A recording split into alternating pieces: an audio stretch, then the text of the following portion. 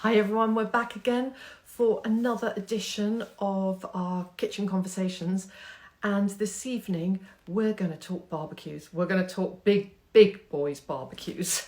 I'm looking forward to this because I think it's going to be great fun, and we're going to meet a man who has an amazing site. There you are, Marcus. I've sent you a invite to join me, so if you request to join and then we can get going. So Marcus Bolden has Country Woodsmoke and Fire, and he's all about fire and smoke and meat and fish and vegetables and puddings and bread. But wait until we meet him because he just loves barbecuing. Hello. How are you doing? I'm very well, thank you. Are you sitting beside your barbecue? I'm in my barbecue shack. Yeah, I've got one or two here, so I might give you a little tour later. Okay, thanks. Can I just introduce you? So this is Marcus Bowden, the creator of Country Wood Smoke and Fire. He also every Friday invites you onto YouTube to join him while he serves up a recipe, talks on equipment, techniques, barbecuing, all sorts of gems. It's amazing, I have to say. You have a lot of YouTubes out there. And Oh, thank you're you. also the editor of Barbecue, an online magazine. So you're all Yeah, things barbecue. yeah, really. I love food, but I love food cooked in the outdoors and over fire and with lots of smoke. So that's kind of what I do now. So yeah, but I love cooking anyway. But yeah, it's all How did about you outdoors. how did you start in this? Because it started as a blog, didn't it?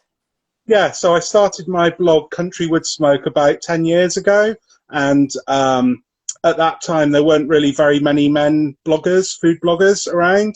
And one of my good friends now, Dan Toombs, the curry guy, he sort of mentored me and encouraged me, and yeah, I sort of got going. And that 10 years ago, nobody was really interested in barbecuing, really. It was very much a small minority of people actually sort of who sort of really were into it, and that's really changed now. So so lots of people are interested in it.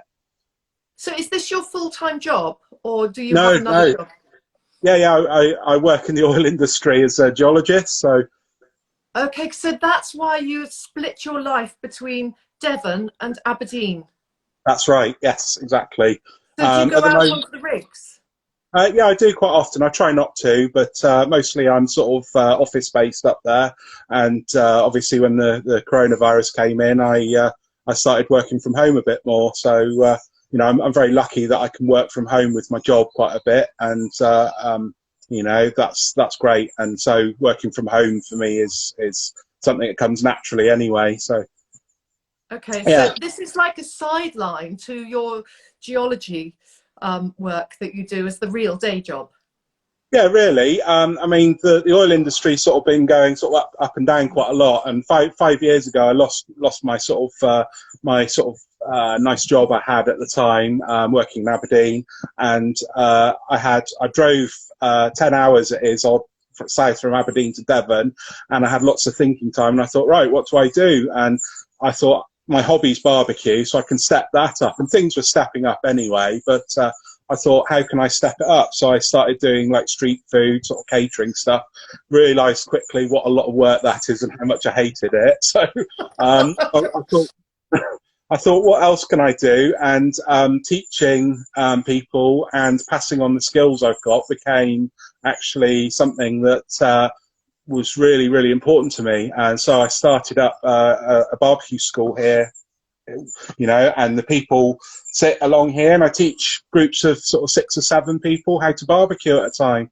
And I've been doing that for 4 years. I do a lot of online teaching and my YouTube videos and the magazine. It's all about teaching people how to barbecue, really. So That's that amazing because it's a real lads thing. I feel that everything you do is quite laddie, if I may say. There's is. big hunks of meat and, lots of smoke, but I'm sure there are lots of women doing it, but you have a huge community. I have. So I guess I am your typical barbecuer in a lot of ways. I'm a middle-aged, overweight, balding guy and, you know, family man. And that is, I guess, the standard. But actually, there's some brilliant female barbecuers, and I would love to see more female barbecuers. I don't want to push people to do it, but I think there's a real opportunity. Why should it just be the men who pick up the tongs and handle the grill, when actually women are more than capable? And I'd love to see some more of it, more of it. You know, I think there's a huge opportunity there. You know, currently in a lot of my social media, it's probably 5% at the most of women who follow me, who see what I do. And actually, although I am a big roughy-tufty rugby player type, actually I'm a big softie, and I've got some wonderful women friends who love to barbecue, and I'd love to encourage more women to barbecue. So girls, get following Country yeah, there's some Woodsmoke. great people like Genevieve Taylor. I don't know if you've had her on, but she's wonderful. You know, she's got a few books out, and she's an absolute star in my eyes. You know, Sam and Shauna as well, over in Wales, they're doing great stuff, you know. And I've got a lovely friend, Sue Stoneman, and she is the bake. I've seen her, she said hello down there. So she's the baking queen on barbecue. So she's doing lives every week in my group, and she does cake, she does bread, she does brownies, everything on a barbecue. And why not? That's You know, amazing. Can yeah. you tell me about your time at Meatopia, and can you explain to people what Meatopia is? Okay, so Meatopia is a festival. It sounds very meaty, and it is, but it's a festival of cooking over fire, really. And when it first started, they had a bit of a sort of competition to win King of Meatopia, and it was like, you know, an online competition, and it was to come up with a recipe and cooking idea. And my idea was to do a dirty steak, which is straight on the charcoal, and it was a big tomahawk steak. And I put that in, not thinking anything of it. And I was away in Aberdeen, and I got a call from the people at Meatopia saying, you've won King of Meatopia, congratulations. And I was like, wow. So that had a real big push on me and what I do. And it was a real big rubber stamp, really, that, you know, this is something I could do sort of more of. And I remember going to get my prize. I think it was 250 quid's worth of Turner and George meat vouchers, which was wonderful. And a nice trophy. And I got to go up on the stage at the first Meatopia, pick that up.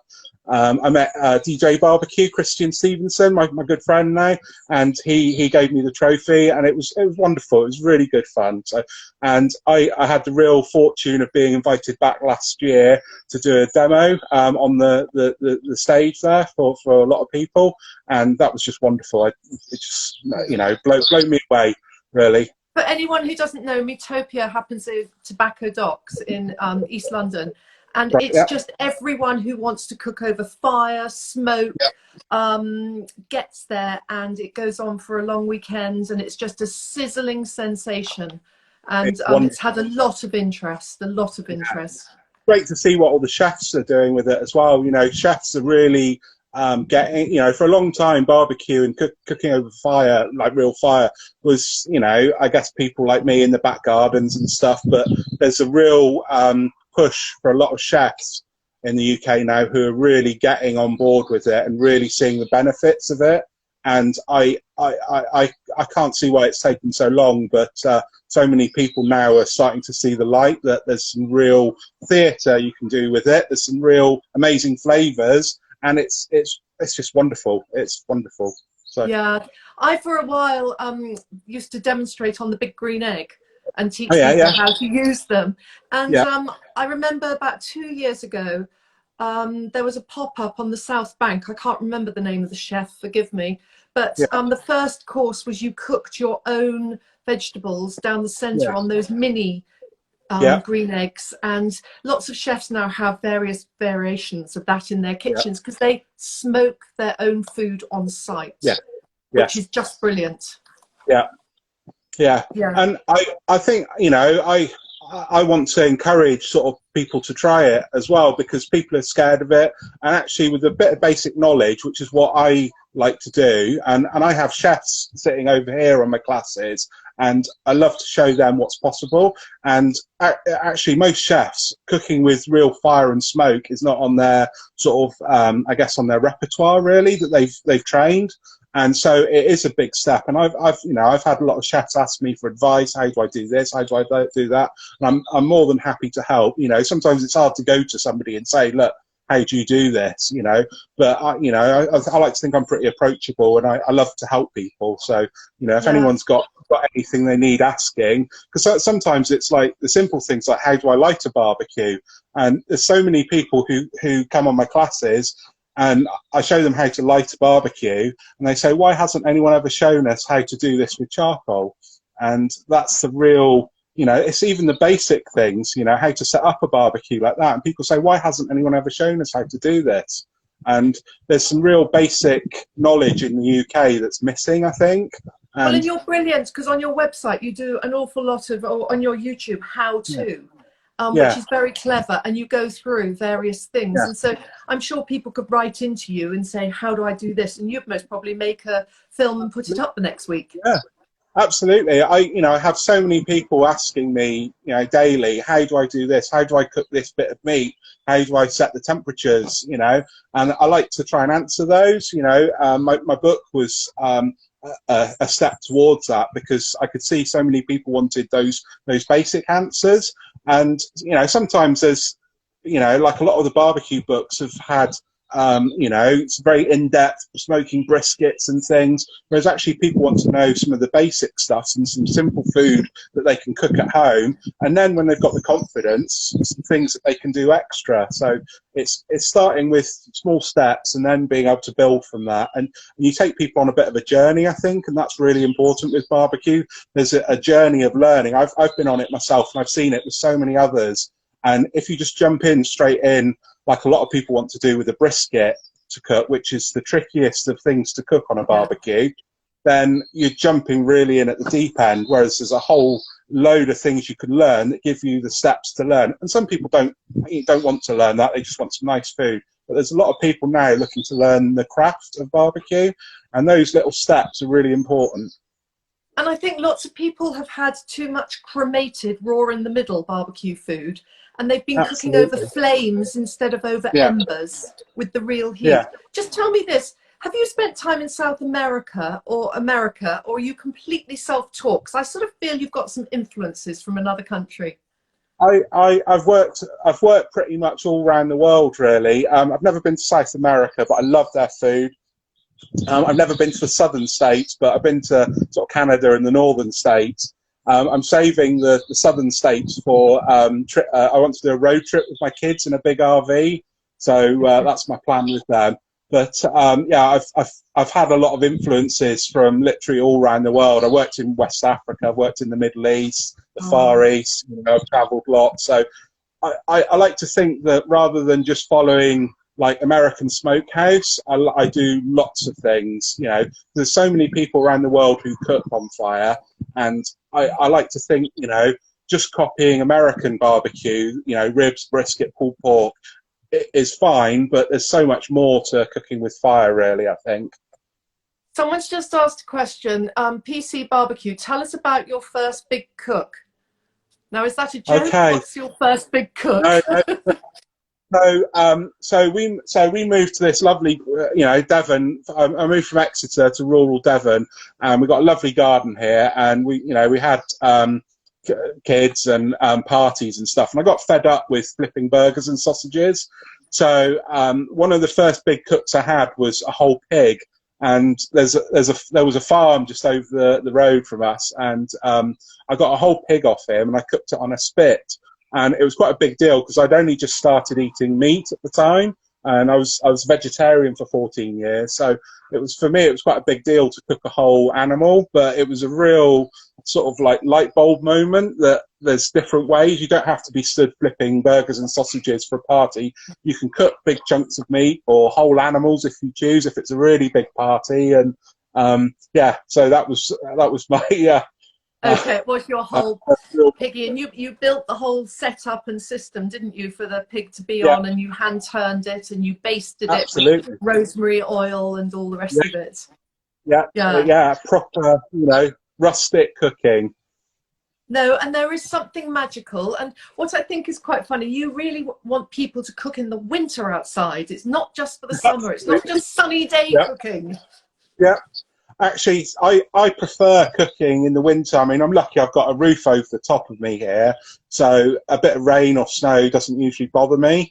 But there's a growing community of people who see themselves as really like hardcore barbecuers who will go out in a storm, or, you know, I see people get a buzz where they say, oh yeah, so storm so-and-so's coming in, who's going out to cook in it?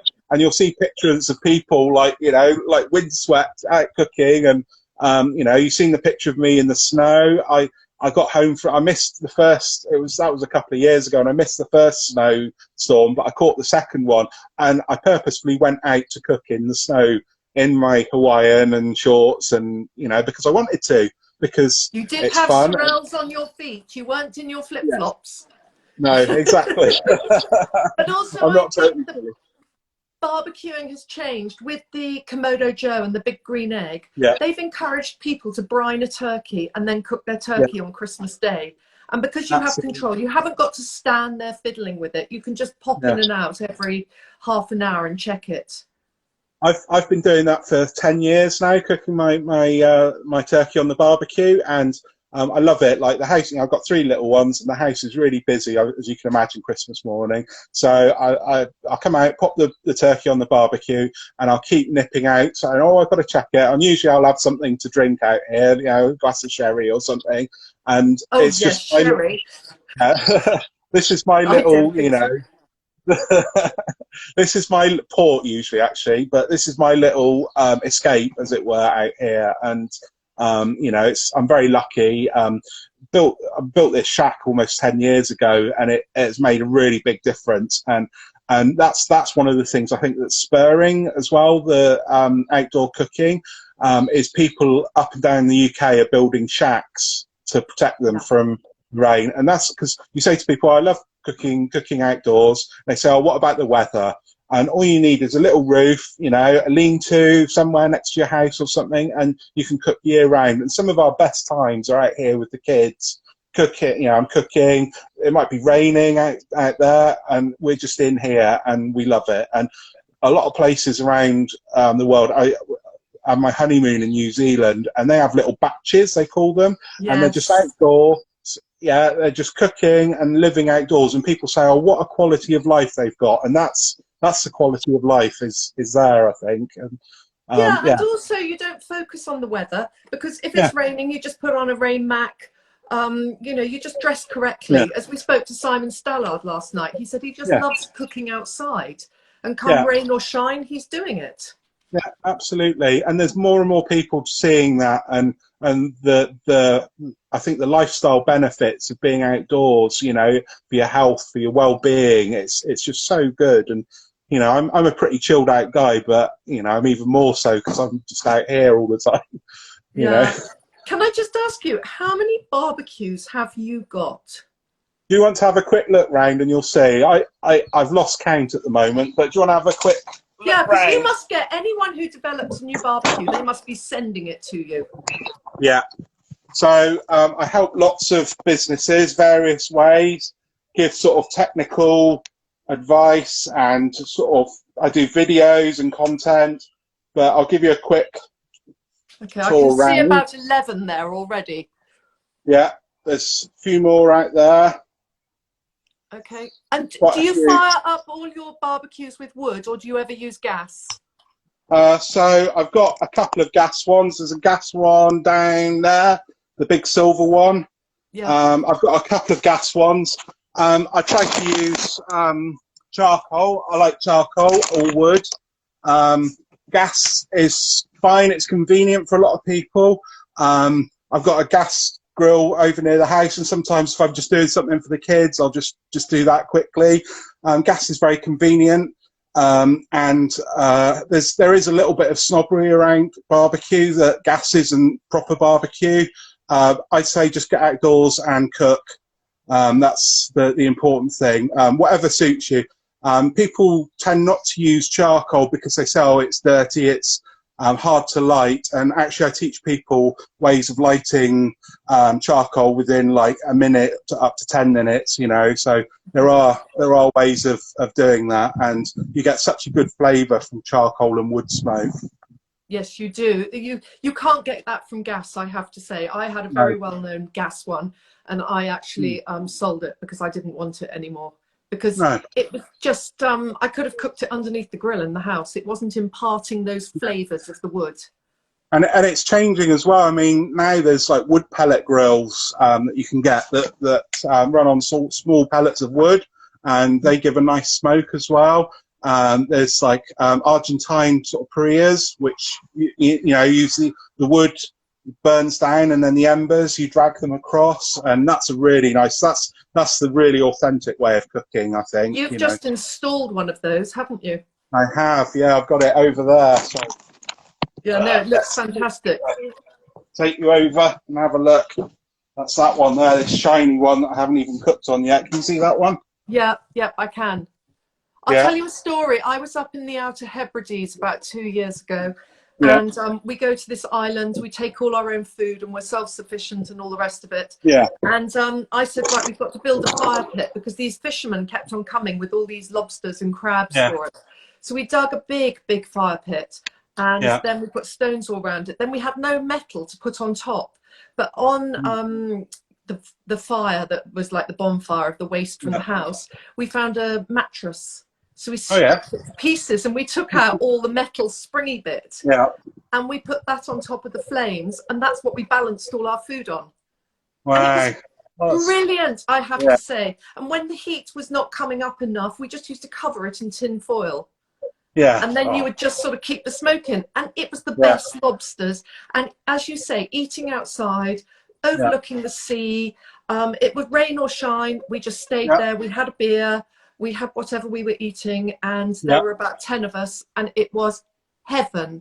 And I would say to anyone, you know, you can build your own barbecue, can't you? Yeah, absolutely. I mean, one of my favourites, I've got a fire pit just over there, and I just love sitting with the kids, and you know, we'll chuck some food on, and they'll toast marshmallows and things like that.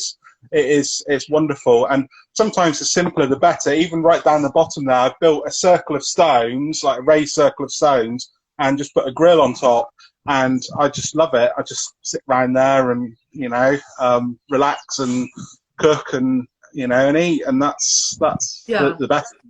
And then once you've eaten, you just put some logs on, and you've got a nice fire pit to sit around and have a beer or a drink round. It's great, and I don't understand why people do it more. Most people have fond memories of barbecue. Either they have really bad memories of burnt sausages and raw chicken, or they have really good memories of family times and really special times with their friends, sat around a fire and cooking some nice food.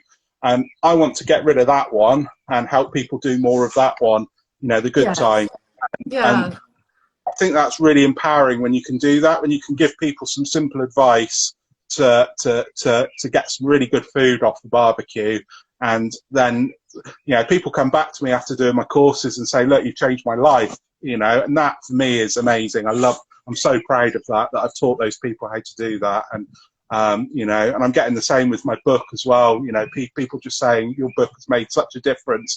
You know, there's a chapter at the beginning that shows people the techniques of how to cook with fire and how to control heat. And people love that because it's the advice that I give on my classes, basically. So it's very simple once you've mastered it, but people don't quite trust themselves to begin with. But once they've been taken through it step by step and clearly, they're away. What's your number one bit of geeky equipment? Geeky equipment. So the first bit of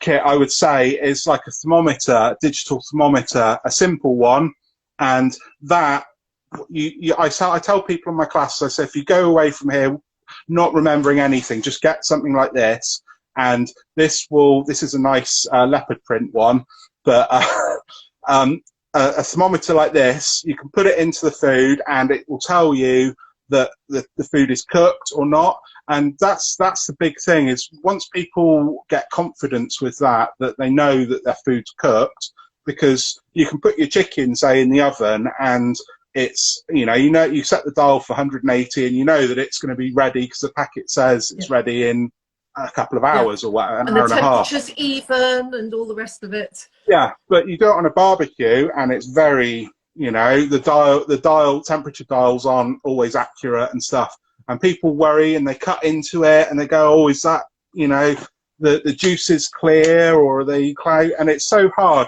Honestly, you just put that in, and that tells you the temperature it is and whether it's safe to eat, and that gives you accuracy and confidence as well. And there's all sorts of amazing gadgets. There's something called a meter now, and it's like a all-in-one probe, and you put that in your meat, and it sends, there's an app on your phone, and it tells you when the food's ready to take off, or and there's so many clever gadgets out that weren't available 10 years ago. So there's a lot of stuff to help people. And the Thermopen, which you're showing there, is about £20, so it's not a big investment at all. And you will use it endlessly. I use mine all the time. I love it. Yeah, I've been teaching my kids how to use it, and they'll come. I've got loads of these everywhere in the house, and they've got their own ones. And my youngest is 6, and he'll be checking the food, and I'm teaching my kids that. I'm teaching my friends that, my family, and that is just such a game changer, really. Yeah, it's sort of the science of food. You take chicken to 72 and pork and lamb to 62 and beef, if you like it rare, to 52. And it's very easy then. Yeah. And it's reliable, which is great. Absolutely. Oh, that's fantastic. And I love geeking out on that whole process as well, watching, because when you take the meat off a barbecue or take it out of the oven, it carries on cooking. So if you want your steak nice and rare and you take it out at 50, it'll carry on cooking to 55. And a lot of people don't understand that process. So it's good to have something like this to understand that process. Yeah. And do you always rest your meat when you take it off a barbecue to let the muscles relax? Yes, I try to. When you've got a nice juicy steak in front of you, it's not always easy, but certainly bigger pieces, because the heat's from the outside and it has to even out, because it's going like that in, so it has to even out. Quite often I cook steaks quite quickly, a small steak quite quickly, and a thin steak I probably wouldn't rest too long, because I don't like a tepid steak. I like a nice sort of hot steak, really, and sometimes a steak can cool too much, and so a big piece of meat I tend to rest a bit longer, but a smaller steak, is it's ready to eat, really. So. Yeah, and I love your use of different cuts of meat. Like I was looking, and you've got salmon collars. Salmon collars, oh yeah. By the gill. So I love Japanese cooking as well, and they cook a lot over fire, and I love the precision that they cook with over fire. And things like salmon collars are very popular over there. It's nice fatty sort of cut. I did some octopus recently on it, and I love that, the whole precision and the Japanese arrangement. So sometimes it's just about a big chunk of meat, but sometimes it's about delicate things. I was cooking with elephant garlic scapes, the flowers. Oh, yes. They flour, and I've got loads of them down there, and they're just wonderful grilled, and I love that sort of delicate thing as well as the big bang. There's a whole range of cooking, really. And when they do the Japanese cooking, that's called cooking on a rabata, isn't it? Yes. I've got one just over here on that grill, the pink thing. You see it there? Yeah. So, I love that sort of Japanese way of cooking. Yeah, and you sort of baste it with flavors as it's cooking, don't you? Yeah, that's high sort of direct heat. So there's like the smoking, the slow cooking, like your pork shoulders, your brisket, but then there's the real grill, high heat, and you look at what you're doing. I was cooking beef kebabs earlier with the children, and we loaded up our skewers and cooking them over direct heat, and I love that. I love my kids. My eldest is 10, and I've got 10-year-old, a 9-year-old, and a 6-year-old, and all of 3 of them have got their own grills that they love cooking on, proper grills that I've been teaching them.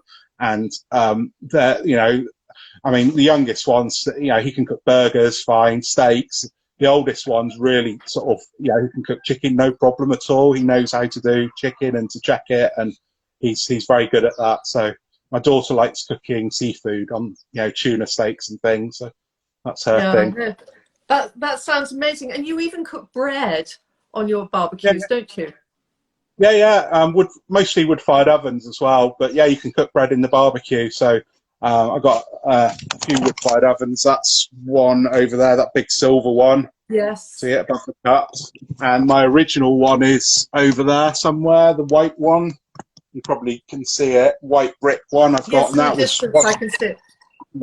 that was what I built 10 years ago. So yeah, wood-fired oven cooking is wonderful. So you've got all these tools, and you know, use them if you can. I'm very Yeah. lucky. I've got lots. And explain to people about cold smoking, because that's a Okay, sort of like an anomaly, isn't it? yeah. So cold smoking is not cooking, and you've got the lovely flavour of smoke that goes over the food, and it tends to be a sort of colder months activity. You know, because you don't want the food to warm up too much, and you just have. Usually, I use this little thing called a cold smoke generator, and it's like a little maze. And you put your smoking wood in there, set fire to one end, and you have a tiny little ember that works its way around, and you can cold smoke for 10 hours or something with that, and it adds a lovely flavour. Things like salmon, I cold smoke cheese, and butter's a favourite, and there's lots of things you can cold smoke. I would recommend anyone to go onto your site and you link to the cold smoke maze, because cold smoking is Yeah. amazing, especially with fish. It Yes. transforms salmon to another level. It really does, yeah. I mean, most of the salmon you get, smoked salmon you get in supermarkets, has been sprayed with a smoke flavour, and it's not actually properly smoked. It's only very few proper smoke houses, and you can taste the difference when you have proper smoked salmon. It tastes smoky rather than sort of the slimy stuff you often get that doesn't. Okay. Someone's just asked snow reel, and I'm sure the answer is going to be yes. And if you can share with us if it is, do you cook game on your barbecue? You must get lots of game down in Devon. Yes, I do. Game is wonderful on the grill. Not as much as, I mean, my family don't. I struggle with them with it, and you know, I tell my daughter, "Oh, this was a deer or something," and she's like, They have tried it. Things like pigeon and things, pheasant. They tend to be a little, you know, because I've got to do like family meals, so I tend to do game for sort of like my mates or something. It's not actually that easy to get hold of sometimes. I do struggle sometimes. Yeah, down here. I shouldn't really, but it's not always as easy to get hold of. So Whereabouts in Devon are you based? so I'm between Clumpton and Honiton, so I call it deepest, darkest Devon. Okay, Most southern. most people driving past just go past on the M5 or the A303, and they drive past our sort of corner. It's sort of near Honiton, Clumpton, that sort of way, north of Exeter. So They have such it's very pretty quiet. names down there. Clumpton, I love it. Yeah. Someone's just asked, what's your favourite wood to use? Do you have My like a wood library? Oh yes, woods are amazing that you can cook with. So silver birch I love. I've always got like little pieces of bits and pieces here that I sort of cook with and show people. Silver birch is wonderful. I'd be torn between that and cherry. Silver birch is a very light, easy cooking wood. It flavors gently. It's really nice. It's high heat. It's great. Cherry is very good. It's got a lovely colour that it gives food, a lovely reddish tinge, and I almost always add a chunk of cherry into whatever I'm doing, so it gives that lovely colour, it gives a sweetness, and it's wonderful. So a lot of, if I'm doing like American style barbecue, then I'll do like hickory and cherry. Hickory gives nice sort of bacony flavours, and it's wonderful for that American style barbecue. And yeah, it makes a really big difference, the smoke. And a lot of people add too much wood and over smoke food, but it's doing it in the gentle sort of way that adds, you know, it tickles your you know, rather than hits you around the face with an ashtray. Too many people over smoke food, and it's not so good. Not nice. And No. tell me, we know that you are famed for your tomahawk, and what man doesn't like a tomahawk? It's sort of, did Yeah. you help put it on the map? What's one of your more cheaper cuts of beef that you would recommend people and how to cook? The thing people know me for, I guess, is dirty steaks, cooking straight on the coals.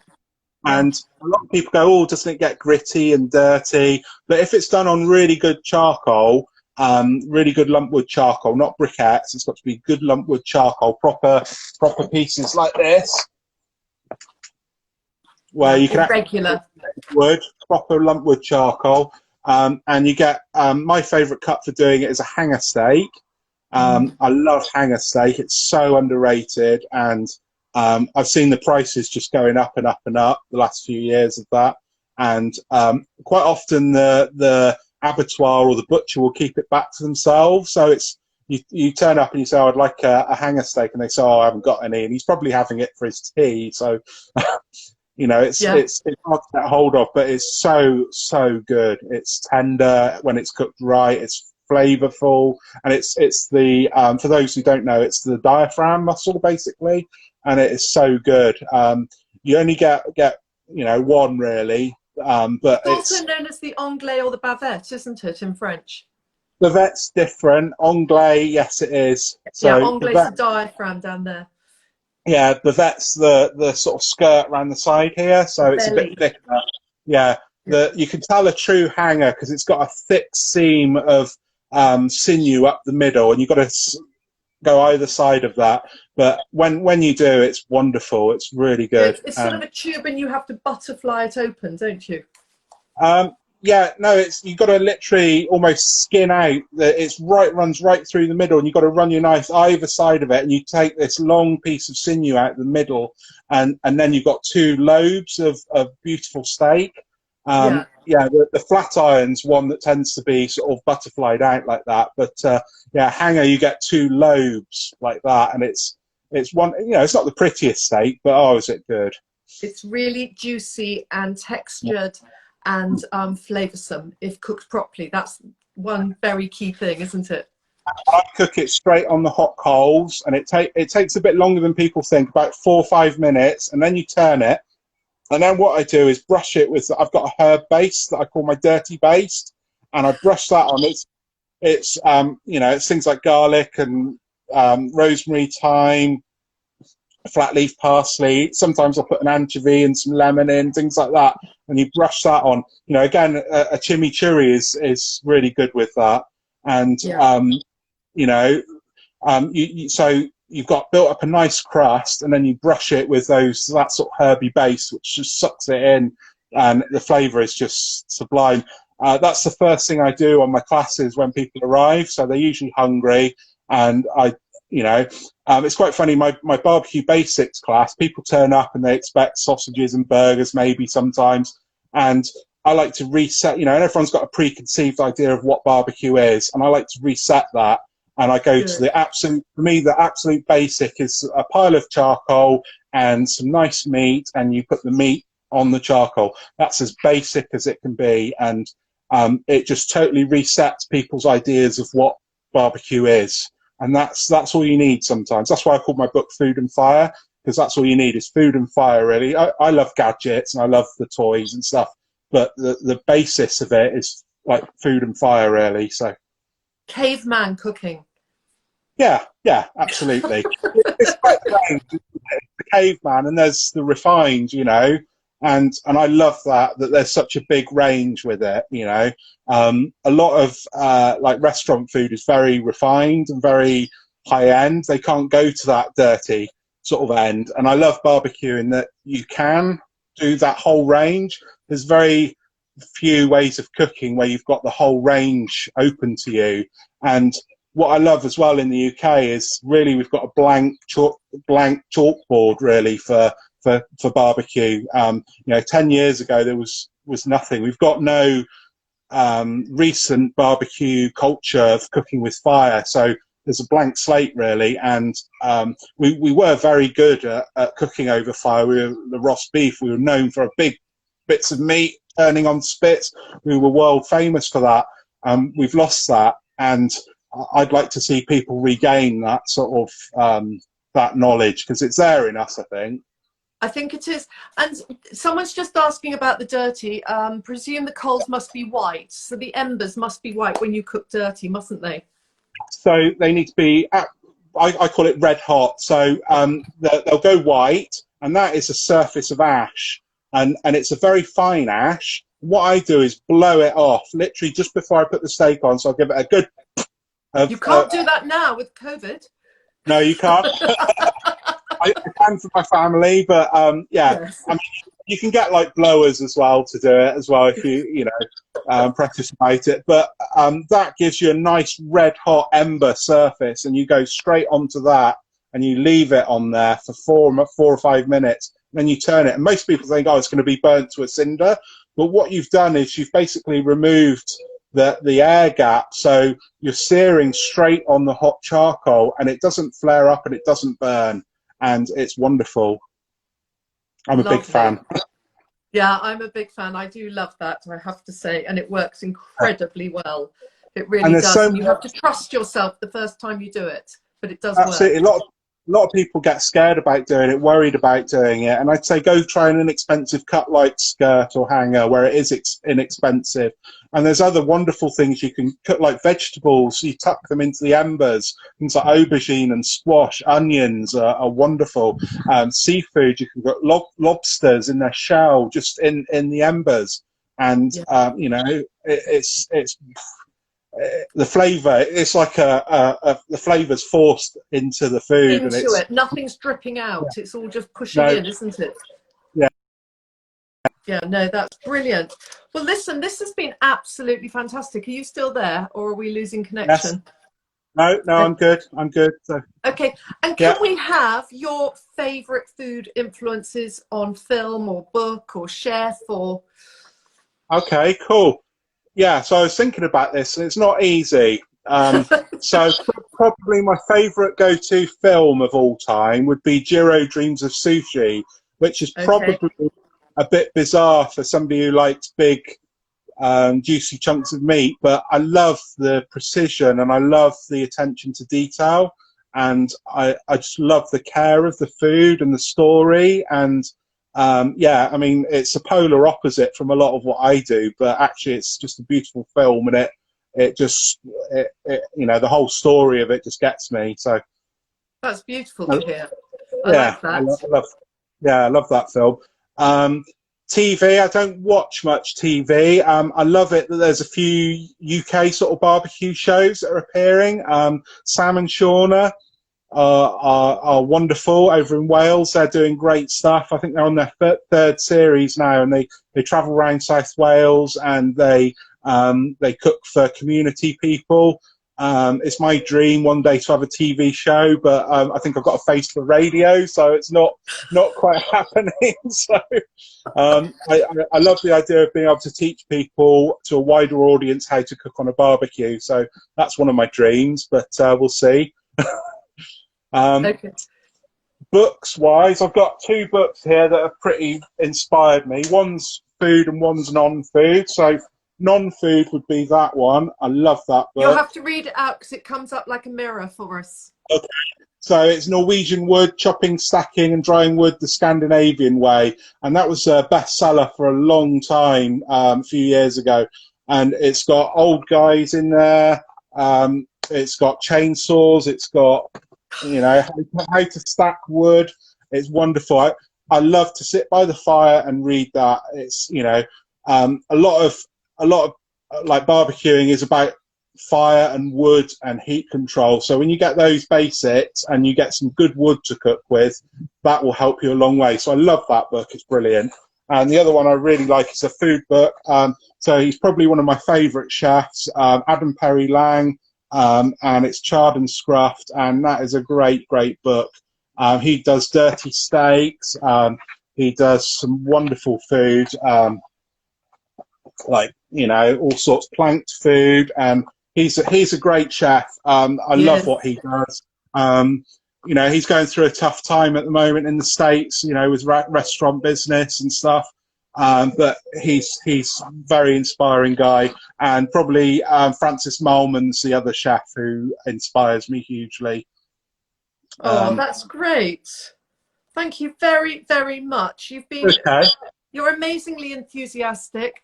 I Oh, recommend that anyone, if you've not come across Marcus before and you want to find out anything about barbecuing, go on his website, join up, follow him. He answers questions. He'll help you because he wants everyone to have a good experience. I do, absolutely. It really upsets me when I see people struggling with something, so I love to help people.